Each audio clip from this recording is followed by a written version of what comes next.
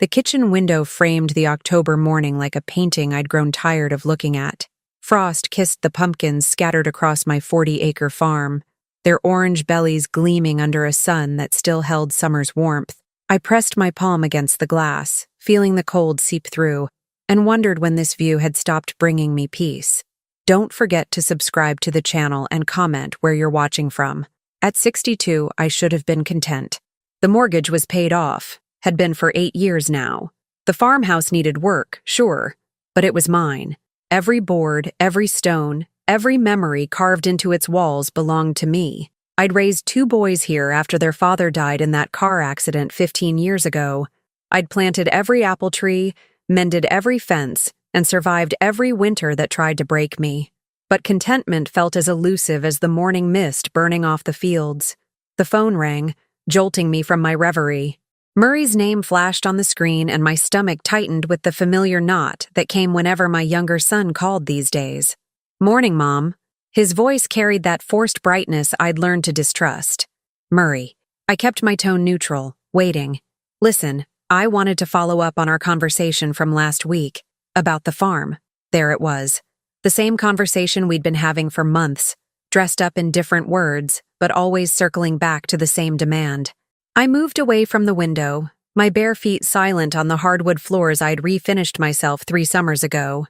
"There's nothing to follow up on, honey. I told you." "Mom, just hear me out."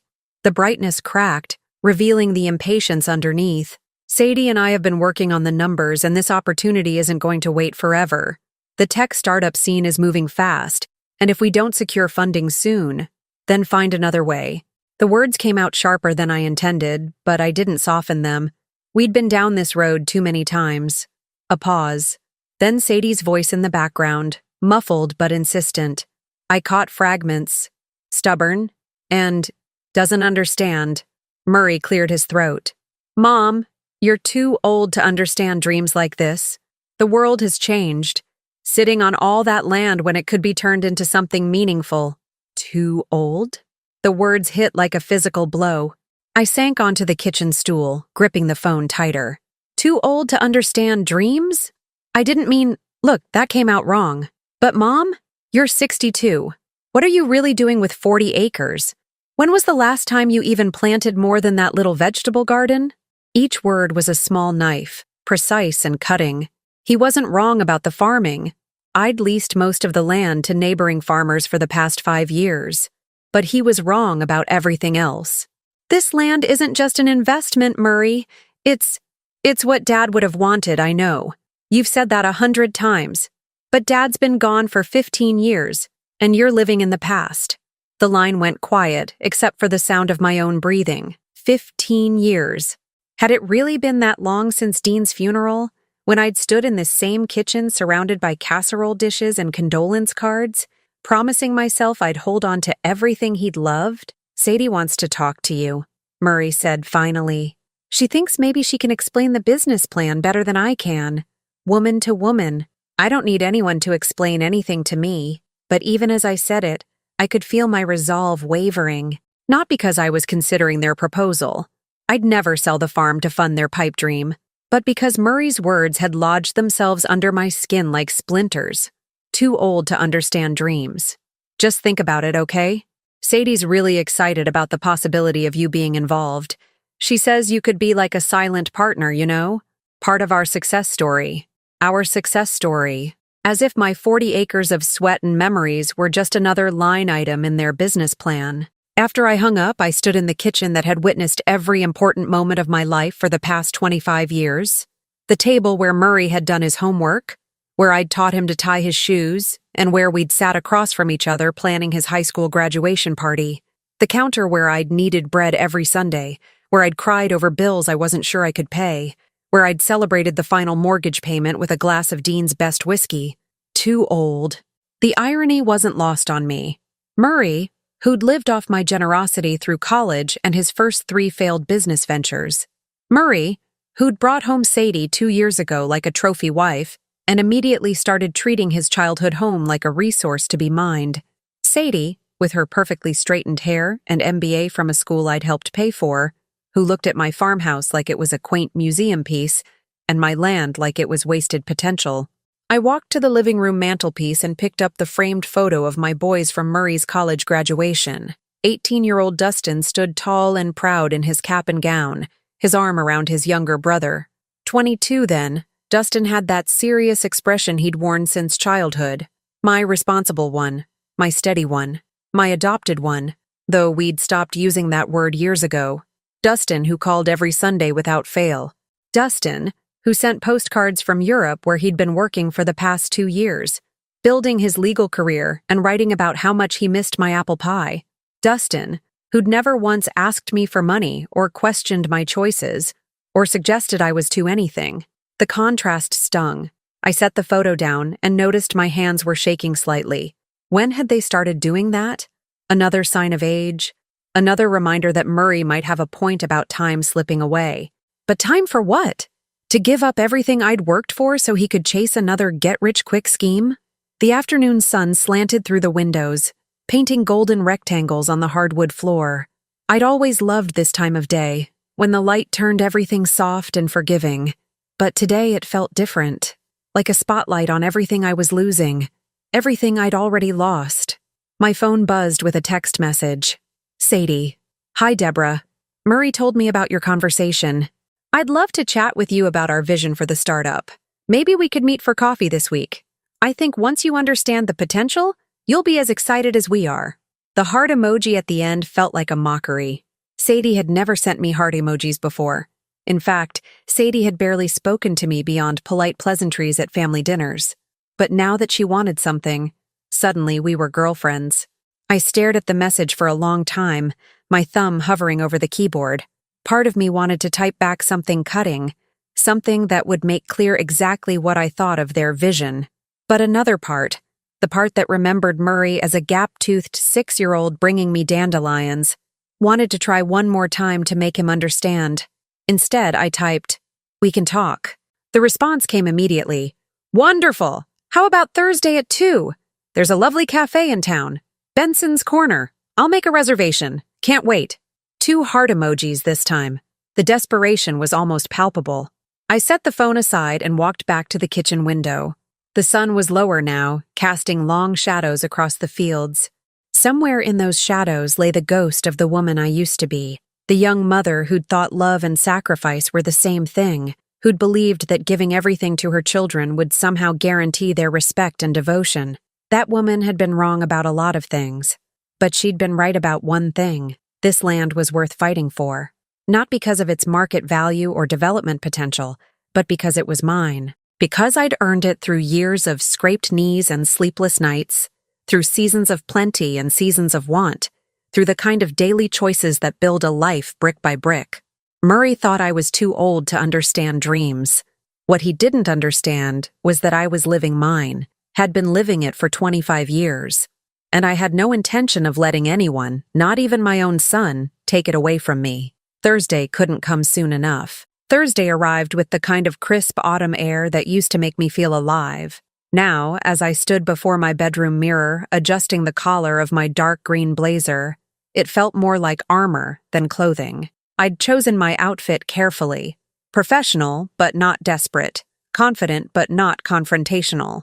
The kind of look that said I might be 62. But I wasn't anyone's fool. The drive to Benson's Corner took 15 minutes through countryside that had barely changed in 3 decades. Rolling hills dotted with farmhouses like mine, their owners mostly my age or older, all of us stubborn holdouts against the creeping development that had swallowed the eastern edge of the county. I wondered how many of them had children circling like vultures, waiting for the right moment to cash in on their parents' life's work. Benson's Corner Cafe occupied a converted Victorian house on Main Street, all white gingerbread trim and hanging flower baskets. I'd been here exactly twice, once for my neighbor Hallie's retirement party, and once when the ladies from church had organized a book club that lasted exactly 3 meetings. It wasn't my kind of place, all overpriced lattes and motivational quotes painted on reclaimed barnwood. But it was Sadie's kind of place, which should have been my first warning. I spotted her immediately through the front window, perfectly positioned at a corner table with a clear view of the entrance. Her blonde hair was pulled back in what she probably called a power bun, and she was wearing the kind of cream-colored blazer that cost more than my monthly grocery budget. She looked up and waved, her smile bright enough to power the cafe's Edison bulb fixtures. The hostess, a girl young enough to be my granddaughter, led me through the maze of mismatched furniture to Sadie's table. The scent of cinnamon and expensive coffee couldn't quite mask the underlying smell of fresh paint and forced charm. "Deborah!" Sadie stood and leaned in for an air kiss that barely grazed my cheek. "You look wonderful. I love that blazer. It's so classic." Classic. The polite way of saying outdated. I'd bought this blazer for Dean's funeral 15 years ago, and it had served me well for every serious occasion since. But under Sadie's appraising gaze, it felt like a relic. "Thank you for meeting me," I said, settling into the chair across from her. "I have to admit, I'm curious about this conversation Murray said we needed to have." Sadie's smile flickered for just a moment. "Well, I thought it might be nice to talk without the men around, you know? Sometimes they can be so intense about business." Our server appeared, another impossibly young girl with purple-streaked hair and a nose ring. Sadie ordered something called a vanilla bean oat milk macchiato with lavender foam. I asked for black coffee and watched the girl's face fall slightly, as if I'd personally disappointed her artistic coffee aspirations. "So," Sadie said, leaning forward with her hands clasped, "Murray told me about your concerns regarding the startup. I completely understand your hesitation. It's a big decision, is it?" I kept my voice level, because from where I sit, there's no decision to make. "The farm isn't for sale." Another flicker in that perfect smile. "Of course. And we respect that. But I thought maybe if you understood the full scope of our vision, you might see this differently. Not as selling the farm, but as transforming it into something bigger." The coffee arrived, along with Sadie's elaborate concoction topped with what looked like purple foam art. She photographed it with her phone before taking a sip, and I found myself wondering if anything in her life happened without being documented for social media. "Tell me about this vision," I said, though I already knew I wouldn't like what I heard. Sadie's eyes lit up. "It's so exciting, Deborah. We're developing an app called Farm Fresh. It connects urban consumers directly with local food producers. Think of it as the Uber of sustainable agriculture." The Uber of sustainable agriculture. I sipped my coffee and tried not to let my expression give away my thoughts. "The beauty of it," Sadie continued, "is that we're not just building an app, we're creating a lifestyle brand. And your farm would be our flagship property, the face of authentic American farming. We'd build a state-of-the-art facility for food processing and distribution, maybe add a farm-to-table restaurant, possibly even a boutique hotel for agritourism, on my 40 acres. Well, yes. We'd need to purchase the property to make the improvements, but you'd be a stakeholder in the company. A founding partner, really. Your name would be on everything. Deborah's Farm Fresh, or something equally authentic." Authentic. There was that word again, weaponized by people who wouldn't know authentic if it bit them on their designer jeans. "And what would happen to my house?" I asked. "Oh, we'd absolutely preserve the farmhouse. It has such character. We might need to make some updates. You know, open up some walls, add some contemporary touches. But the bones are gorgeous. It would make a perfect visitor center, or maybe a charming cafe space. A visitor center. My kitchen, where I'd fed my boys for 20 years, turned into a place for strangers to buy overpriced coffee and take selfies." "Sadie," I said carefully, "what you're describing isn't transforming my farm. It's erasing it." Her face fell into an expression of practiced concern. "I understand why it might feel that way, but think about the legacy aspect. Instead of just leaving Murray and Dustin a piece of land, you'd be leaving them a thriving business. A real inheritance." Dustin. She'd mentioned Dustin, which surprised me. In the 2 years she'd been part of our family, Sadie had barely acknowledged my older son's existence, especially after she'd learned he was adopted. "Has Dustin expressed interest in this venture?" I asked. "Well, he's been so busy with his legal work in Europe, but I'm sure once he understands the opportunity..." She waved her hand vaguely. "The important thing is that you'd be securing both boys' futures. Both boys." As if she gave a damn about Dustin's future. "How much money are we talking about?" I asked bluntly. Sadie nearly choked on her lavender foam. I'm sorry? You want me to sell my farm to fund your startup. How much are you asking for? She recovered quickly, pulling out her phone and scrolling through what looked like a detailed presentation. Well, we've had the property appraised at $1.2 million, which honestly seems conservative given the development potential. But we're only asking for $800,000 in startup funding. The rest would remain as your equity stake in the company. $800,000. The number hung in the air between us like smoke from a house fire. And if your app fails? I asked. It won't. The response was immediate and defensive. We have a solid business plan, proven market research, and several potential investors already interested. This isn't some fly-by-night operation, Deborah. This is the future of food distribution.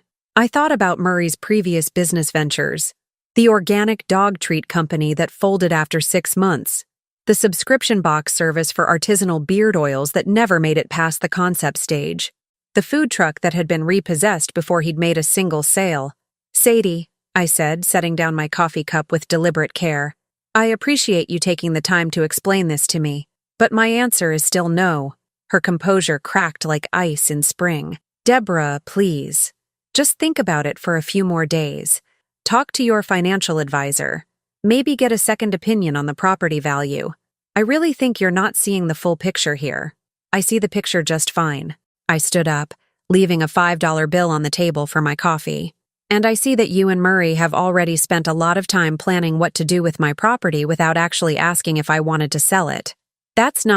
We would never. Sadie scrambled to her feet, her carefully constructed facade finally falling away.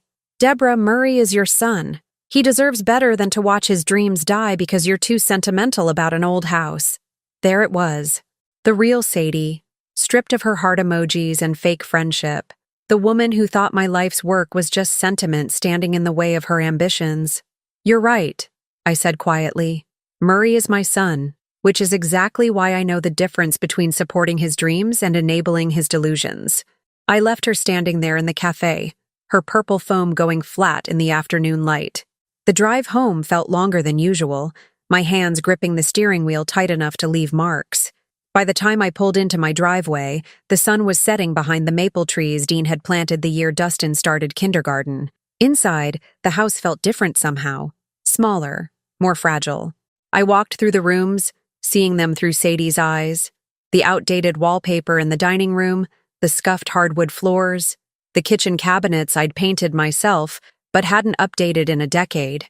For the first time in years, I felt the weight of every repair I'd deferred, every modern convenience I'd done without. My phone buzzed with a text from Murray. How did it go with Sadie? She said you seemed upset. Upset. As if I were an old woman having an emotional moment instead of a property owner who'd just been pitched on destroying everything she'd built. I started to type a response, then deleted it, then started again, and deleted that too. What was there to say? That his wife had just described turning my home into a tourist attraction? That they'd already had my property appraised without my knowledge? That they saw my 40 acres not as my legacy, but as their lottery ticket? Instead, I set the phone aside and poured myself a glass of Dean's whiskey. The bottle was nearly empty now. I'd been saving it for special occasions that never seemed special enough, but tonight felt like the right time to finish it. The whiskey burned going down. A familiar fire that reminded me of winter evenings when Dean and I would sit by the fireplace, planning improvements to the farm and dreaming about the boys' futures. He'd had such hopes for them both, such faith that love and good values would be enough to guide them through life. He'd have been heartbroken to see what Murray had become, but he'd have been proud of what Dustin was building for himself in Europe, making his own way without asking for handouts or expecting the world to owe him anything. As I sat in the growing darkness, I realized something had shifted inside me during that conversation with Sadie.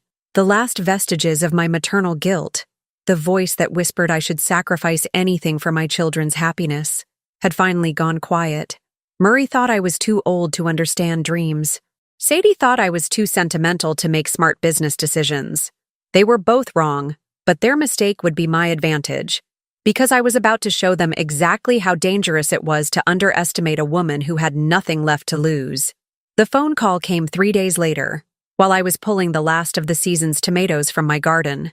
Murray's voice was different this time, less demanding, more conciliatory. The change should have warned me. Mom, I think we got off on the wrong foot with this whole business thing. I straightened up, wiping dirt from my hands on my jeans. The October air carried the scent of burning leaves from somewhere down the valley, and for a moment I was transported back to the autumns when the boys were small, when Murray would help me rake leaves into enormous piles just so he could jump in them. Did we? I kept my voice neutral. Sadie said your meeting didn't go as well as she'd hoped. She thinks maybe she came on too strong with all the business details. A pause. You know how she gets when she's excited about something. No, Murray. I know how she gets when she wants something, but I didn't say that. She has some ideas, I said instead. Right, exactly. And I was thinking, maybe we should all sit down together. You, me, Sadie. Have a real conversation about this without any pressure or timeline. Just family. Talking things through. Family. The word sat strangely coming from him now, weighted with implications I didn't trust. What kind of conversation? Just exploring options. Sadie's been working on some alternative proposals that might be more appealing to you. Ways to move forward that would let you keep the house, maybe stay involved in whatever we build. I closed my eyes, feeling the sun warm on my face. Alternative proposals. Ways to move forward. The language of salespeople and lawyers, designed to make surrender sound like cooperation. When did you have in mind? How about tomorrow? We could meet at the house. Your house, I mean. Make it comfortable for you. Sadie could bring some lunch, and we could just talk. No presentations or anything formal. The house. My sanctuary, where I'd thought I was safe from their schemes. But maybe it was better to face this on my own territory, surrounded by the memories they wanted to bulldoze. All right, I said. What time? How about noon? I'll bring Sadie, and maybe we can make a real day of it. It's been too long since we just spent time together. After I hung up, I stood in the garden for a long time, watching the shadows lengthen across the fields. The tomatoes in my basket were the last of the season, plump and red and perfect, grown in soil I'd been amending for 25 years. Tomorrow, Murray and Sadie would sit at my kitchen table and try to convince me that this, all of this, was somehow less valuable than their app about the Uber of sustainable agriculture. That evening, I found myself doing something I hadn't done in months. I called Dustin. The international connection was scratchy, but his voice came through clear and warm. Mom, this is a nice surprise. How are you? I'm fine, honey. How's Prague treating you? It's incredible here. The architecture, the history? I wish you could see it. The legal work has been fascinating, too. I'm learning so much about international property law. He paused. Are you sure you're okay? You sound, I don't know, tired?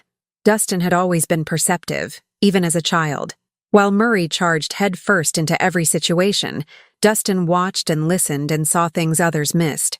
It was one of the reasons he'd excelled in law, and one of the reasons I'd always felt he understood me in ways Murray never had. I'm having some family issues with Murray and Sadie, I said carefully. What kind of issues? I found myself telling him everything. The phone call about being too old to understand dreams, the cafe meeting with Sadie, the upcoming family conversation that felt more like an intervention. Dustin listened without interrupting, and I could almost picture him in whatever small apartment he was renting in Prague, probably sitting at a desk covered with legal documents, his dark eyes growing more serious with each detail. Mom, he said when I finished, this sounds like they're setting you up for something. That's what I'm afraid of. Has Sadie mentioned bringing anyone else to this meeting? A lawyer, maybe, or a financial advisor? The question made my stomach clench. Not that she's said. Why? Because this whole thing, the sudden change in tone, the insistence on meeting at your house, the talk about alternative proposals, it sounds like they're planning an ambush. They want you on your home turf because they think you'll be more comfortable, more likely to sign something. Sign something. The words hit me like cold water. Dustin, I would never. I know you wouldn't. But Mom, you need to be very careful tomorrow. Don't sign anything, no matter how reasonable it sounds. Don't even touch a pen if they put one in front of you. After we hung up, I paced the house like a caged animal. Every room held memories of Murray growing up here. His first steps in the living room, birthday parties in the kitchen, Late-night talks about his dreams and fears in the den where Dean used to read to both boys. But those memories felt contaminated now, overshadowed by the realization that my younger son saw this house not as his childhood home, but as an asset to be liquidated. I barely slept that night. Every creak of the old house settling sounded like footsteps. Every gust of wind through the trees sounded like whispered conversations I wasn't meant to hear. By morning, I felt hollowed out, running on coffee and stubborn pride.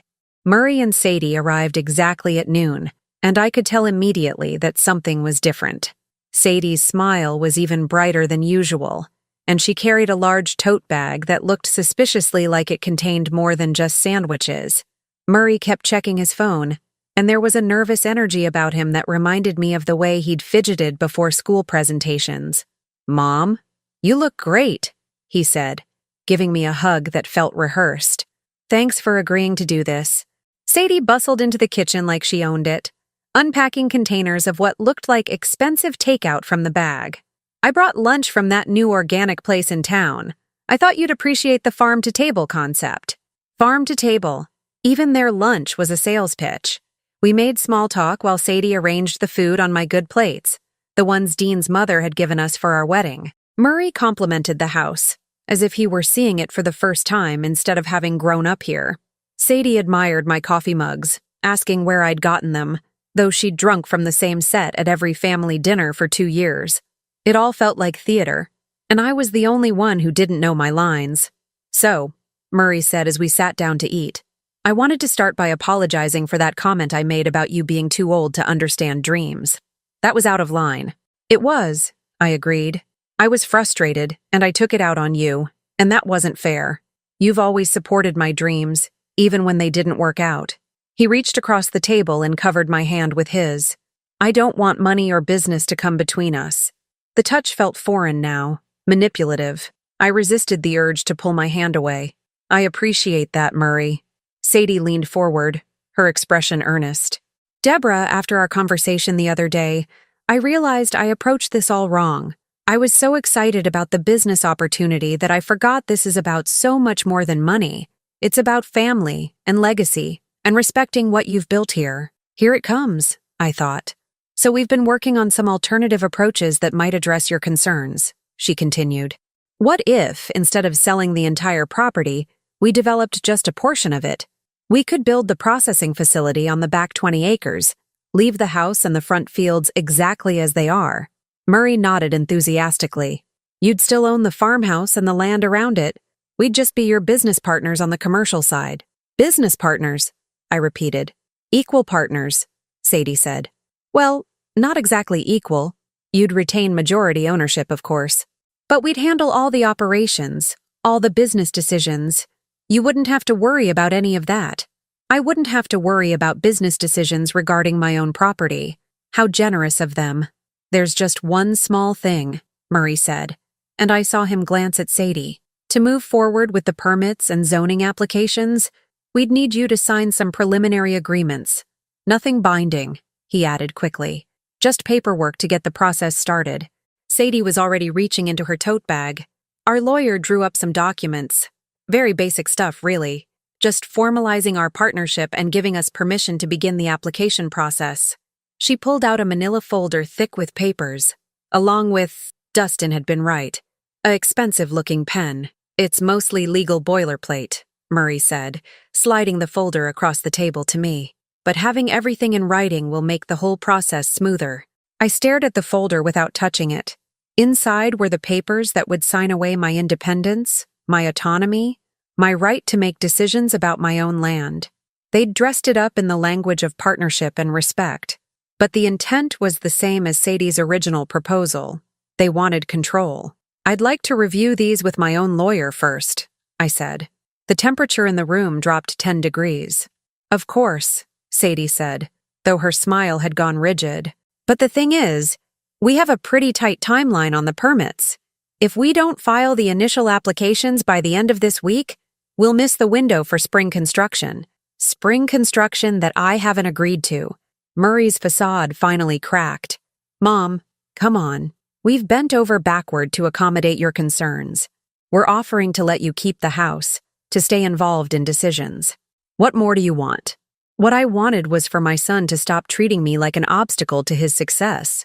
What I wanted was for him to remember that this land wasn't just real estate. It was the place where I'd nursed him through chickenpox and helped him with math homework and taught him to drive on the old dirt road behind the barn. What I wanted was for the boy I'd raised to show up and tell these strangers to get out of his mother's house. But that boy was gone, if he'd ever existed at all. I want time to think, I said. Sadie's mask slipped entirely. Deborah, with all due respect, how much more time do you need? We've explained the opportunity. We've addressed your concerns. We've restructured the entire deal to meet your needs. At some point, you have to trust us. Trust. The word felt like a slap. I need to ask you both to leave, I said quietly. Murray stared at me. Mom, leave, now. They gathered their papers and their fancy lunch containers, and I sat at my kitchen table watching my son choose a business venture over his mother's wishes. When the door closed behind them, the house felt both empty and full. Empty of the people I'd loved, full of the ghosts of who they used to be. I poured myself another glass of Dean's whiskey, even though it was barely past 1 in the afternoon. Outside, the October light was fading toward evening, and I realized I'd made a decision.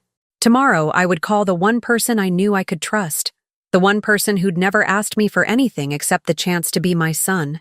It was time to call Dustin home. The call to Dustin took 3 attempts to get through, and when his voice finally came across the crackling international line, it carried an urgency that matched my own. Mom? What's wrong?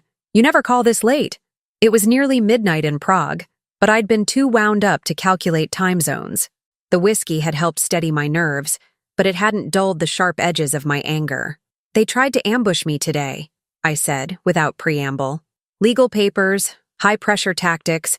They wanted me to sign away development rights without even reading the documents. A long pause. Then, Jesus, Mom, are you okay? I'm furious, but I'm okay. I walked to the kitchen window, staring out at the moonlit fields. Dustin, I need you to come home. I'm already looking at flights. The relief that flooded through me was so intense it made my knees weak. You don't even know what I'm asking yet. You're asking for help. That's enough. I could hear the sound of typing in the background. There's a flight out of Prague tomorrow evening that gets into Chicago Thursday morning. I can be at the farm by Thursday afternoon. Dustin, your work can wait. Mom? You raised me. You never once made me feel like anything less than your real son, even when other people— He stopped, and I knew he was thinking of Murray, who'd spent their childhood reminding Dustin he was adopted whenever they fought. You never once asked me for anything. If you're asking now, it's serious. After we hung up, I sat in the dark living room surrounded by the silence of the old house. For the first time in days, I felt like I could breathe properly. Dustin was coming home. Whatever Murray and Sadie had planned next, I wouldn't face it alone. The next day passed in a strange suspension of time. I cleaned the house from top to bottom, as if Dustin were bringing important guests instead of just himself. I baked his favorite apple pie, using fruit from the trees Dean had planted 20 years ago. I aired out his old room, the one he'd kept neat as a pin even as a teenager. So different from Murray's perpetual disaster zone down the hall. Sadie called twice and sent 4 text messages, each one more insistent than the last. The messages evolved from friendly check-ins, just wanted to see how you're feeling about everything, to barely concealed threats. The permit deadline is Friday, Deborah. We really need to move forward. I ignored them all. Murray called once, his voice tight with frustration. Mom, Sadie says you're not returning her calls. What's going on? I told you both I needed time to think. How much time? We have real deadlines here. Your deadlines aren't my problem, Murray. The silence that followed was so long I thought he'd hung up. Fine, he said finally. But don't come crying to us when you're sitting alone in that house, wondering what you could have built with your life instead of just existing. The cruelty of it took my breath away. Existing. As if the 25 years I'd spent creating a home, raising children, building a life from scratch was somehow less valuable than their app idea. Goodbye, Murray, I said, and hung up before he could respond. Thursday afternoon, I stood on the front porch watching for Dustin's rental car, my heart hammering with anticipation and nerves. When the silver sedan finally appeared at the end of the long driveway, I had to grip the porch railing to keep from running down to meet him like I had when he was a boy coming home from school. Dustin climbed out of the car looking older than his 28 years, wearing a charcoal gray suit that spoke of European tailoring and success. But when he saw me, his face broke into the same smile he'd worn at 7 years old, and suddenly he was my little boy again, the one who'd asked me every night if I was sure I wanted to keep him forever. "Mom," he wrapped me in a hug that smelled of airplane air and expensive cologne. But underneath it all, he still smelled like Dustin, like home. "You look so grown up," I said, pulling back to study his face. The soft roundness of childhood was gone, replaced by sharp cheekbones and the kind of confidence that came from succeeding on his own terms. "And tired. That's a long flight. Worth every minute." He looked past me at the house, and his expression grew soft.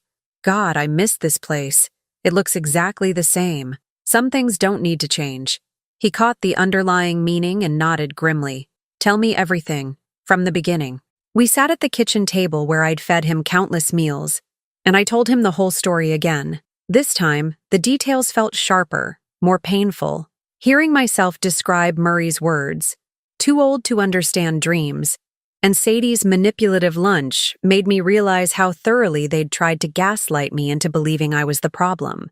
Dustin listened with the focused attention of the lawyer he'd become, occasionally asking clarifying questions or making notes on a legal pad he'd pulled from his briefcase. When I finished, he sat back and shook his head.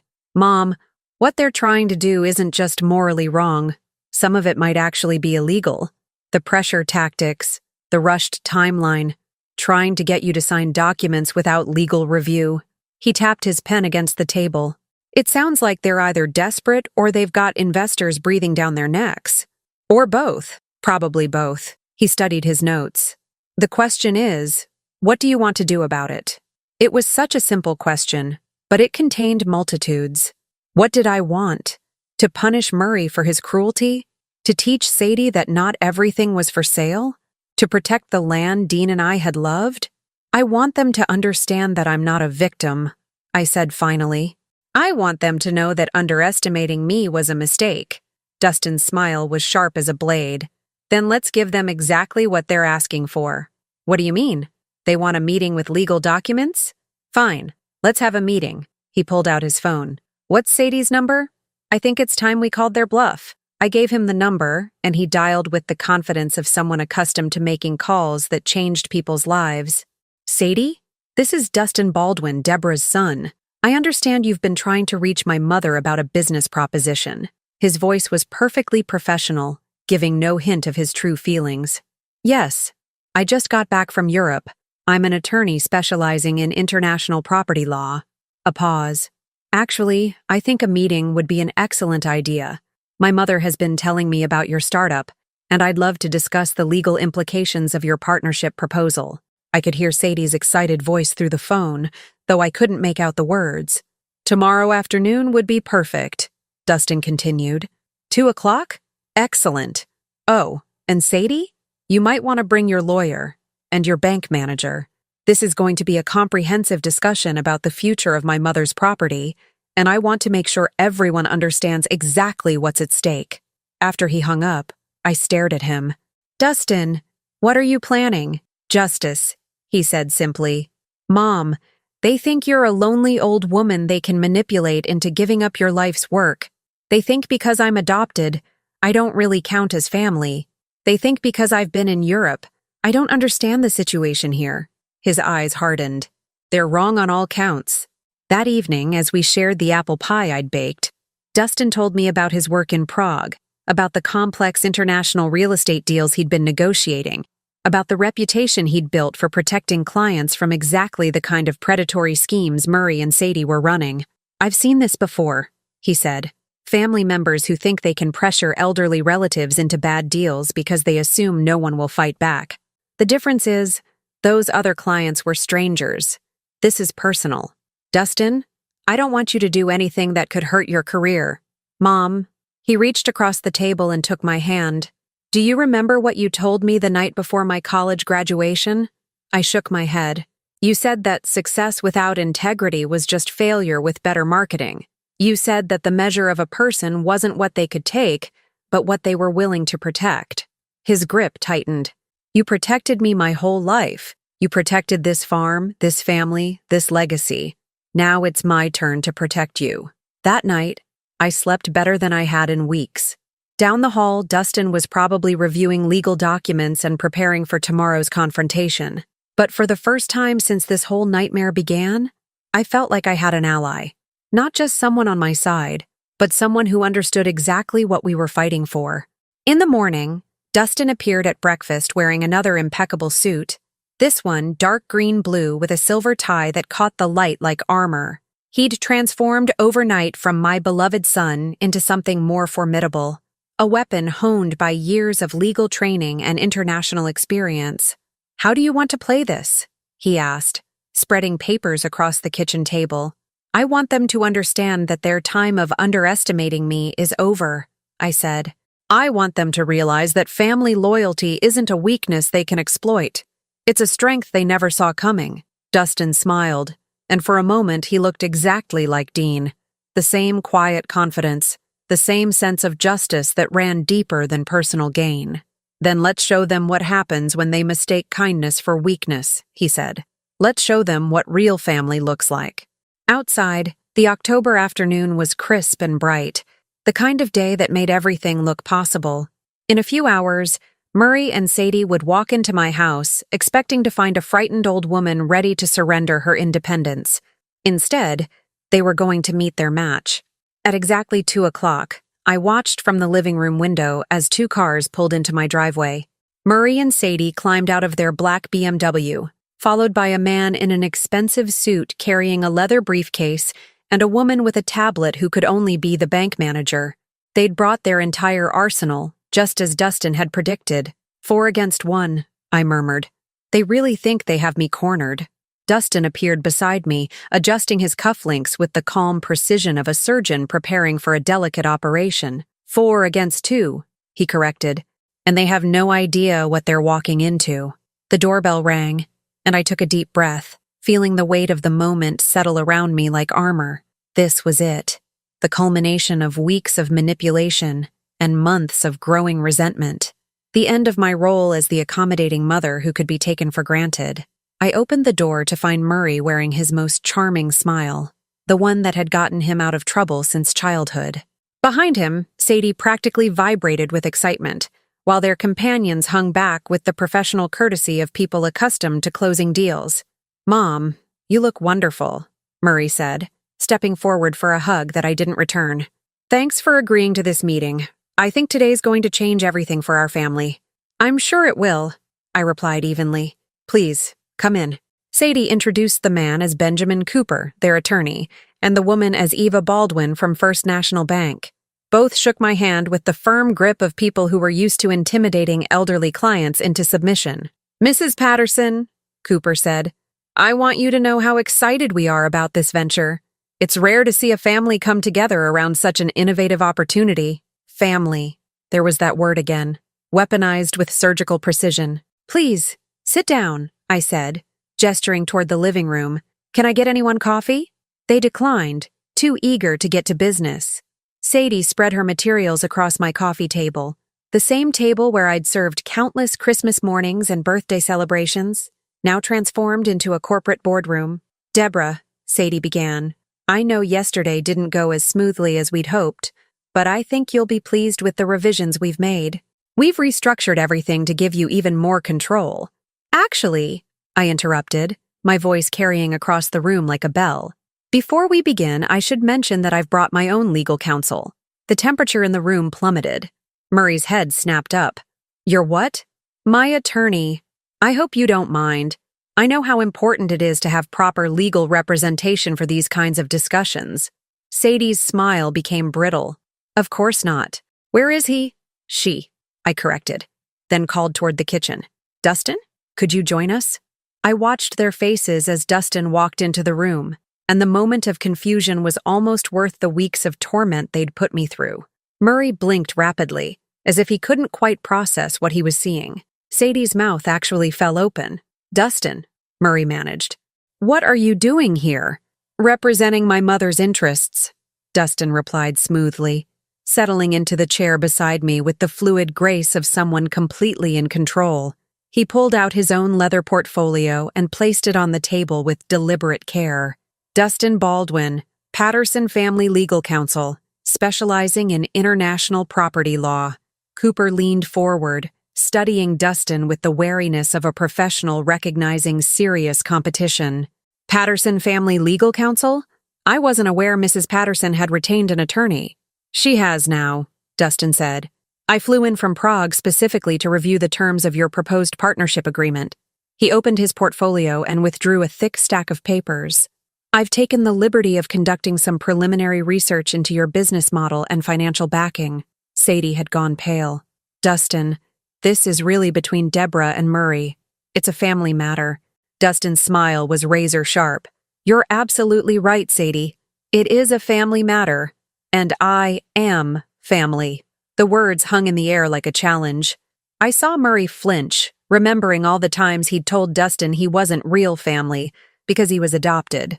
All the casual cruelties that had driven Dustin to excel, to prove himself worthy of a love that should have been unconditional. Now then, Dustin continued, pulling out a pair of reading glasses that made him look even more formidable. Let's discuss your business proposal. I'm particularly interested in your funding model and your projected timeline for profitability. Cooper cleared his throat. Perhaps we should start with the property development agreement. Oh, we'll get to that, Dustin said. But first, I'd like to understand exactly what my mother would be investing in. Ms. Baldwin, you represent First National Bank. What's your institution's position on this venture? Eva Baldwin shifted uncomfortably. We're prepared to offer a construction loan based on the property as collateral that my mother would provide, while assuming all the risk. Dustin made a note on his legal pad. And if the business fails, who's responsible for the loan? Well, the property owners would be my mother, alone. Another note. Mr. Cooper, have you advised your clients about their personal liability in this venture? Cooper's professional composure was beginning to crack. The liability structure is clearly outlined in the partnership documents, which I've reviewed. Dustin pulled out another set of papers, along with some interesting background information on your client's previous business ventures. Sadie went rigid. What kind of background information? Public records? Court filings? The kind of due diligence any responsible attorney would conduct. Dustin's voice remained perfectly pleasant. For instance, Murray, I was fascinated to learn about your organic dog treat company, specifically how it folded owing $47,000 to suppliers who were never paid. Murray turned red. That was different. And your beard oil subscription service, the one that took advance payments from customers for products that were never delivered. Dustin turned a page. 14 complaints filed with the Better Business Bureau, 3 potential lawsuits that were settled out of court. Dustin, stop, Murray said, his voice cracking. And then there's the food truck. Repossessed after 3 months for non-payment of the loan. A loan that was co-signed by... Dustin looked directly at me. Your mother. The silence that followed was deafening. I felt the last vestiges of my maternal guilt crumble into dust. Here was the pattern laid bare. Murray taking from me, failing, and leaving me to clean up the mess, over and over again. The point is, Dustin continued, my mother has already funded your entrepreneurial dreams to the tune of approximately $73,000 over the past 5 years, money that was never repaid, money that came from her retirement savings, her emergency fund, her mortgage payments that she deferred to help you. Sadie was staring at Murray in horror. Clearly, she'd never known the full extent of his financial dependence on me. So, when you come here today, Dustin said, his voice hardening, asking her to risk her home, her land, her entire life's work on another one of your business ventures, you'll forgive me if I'm somewhat skeptical. Cooper tried to rally. These past ventures are irrelevant to the current proposal. Are they? Dustin pulled out yet another document. Because I've also done some research into Farm Fresh, your supposed startup. Interesting name, considering it was already trademarked by a company in Oregon 2 years ago. A company that's currently suing 17 different entities for trademark infringement. Sadie's face had gone from pale to green. We can work around that. Can you? Because according to the USPTO database, your trademark application was rejected last month, which means every piece of marketing material you've shown my mother, every business plan with that name, is legally worthless. The bank manager was already packing up her tablet. Mr. Cooper, I think we need to step outside and discuss. No, Dustin said firmly. We're going to finish this conversation right here, right now, because my mother deserves to hear exactly what kind of deal you were trying to pressure her into. He stood up, and suddenly the room felt smaller, as if his presence had expanded to fill every corner. You wanted her to sign over development rights to her property for a business that doesn't legally exist, backed by people with a proven track record of failure and fraud, funded by a loan that would make her personally liable for every penny if it failed. It's not fraud, Murray started. Isn't it? Dustin's voice cut like ice. Pressuring an elderly property owner to sign legal documents without proper legal review? Using emotional manipulation and family relationships to create a coercive environment? Misrepresenting the financial risks and legal obligations involved?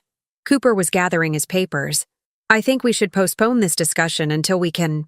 There won't be another discussion, I said, standing up beside Dustin. My voice was steady, stronger than it had been in months. I want all of you to leave my house. Now. Sadie turned to me with desperate eyes. Deborah, please. You don't understand what this means for our future. I understand perfectly, I said. You saw an old woman living alone on valuable land, and you thought you could manipulate her into giving up everything she'd worked for. You thought because I loved my son, I'd be too weak to say no. Murray was staring at me as if seeing me for the first time. Mom, I never meant. Yes, you did. The words came out quietly, but they carried the weight of years of accumulated hurt. You meant every word you said about me being too old to understand dreams. You meant to pressure me into signing those papers. You meant to take my home and turn it into your personal ATM. That's not. It is exactly what you meant. I walked to the front door and opened it wide. And now I want you to leave, all of you. They filed out in silence, the bank manager first, eager to escape the wreckage of what she'd thought would be an easy deal. Cooper followed, already on his phone, probably calling his malpractice insurance. Sadie paused at the threshold, looking back at me with something that might have been respect. Murray was the last to leave. At the door, he turned back one final time. Mom, Goodbye, Murray. I closed the door and leaned against it, feeling the strength drain out of my legs. Dustin was beside me instantly, his arm around my shoulders. You did it? He said softly. You stood up to them. We did it, I corrected. I couldn't have done this without you. Outside, I heard car engines starting, the sound of tires on gravel as my younger son drove away, probably forever. The silence that followed should have felt empty, but instead it felt clean, pure. What happens now? I asked. Dustin smiled, and for the first time in days, it reached his eyes. Now we have some apple pie and talk about the future. Your future, the one you get to choose for yourself. As we walked back to the kitchen, I caught sight of our reflection in the hallway mirror. A woman who'd reclaimed her dignity standing beside the son who'd helped her find her strength. Not the son who shared my blood, but the son who shared my values. Sometimes family isn't about the bonds you're born with. Sometimes it's about the bonds you choose to honor. And sometimes, the greatest act of love is knowing when to say goodbye.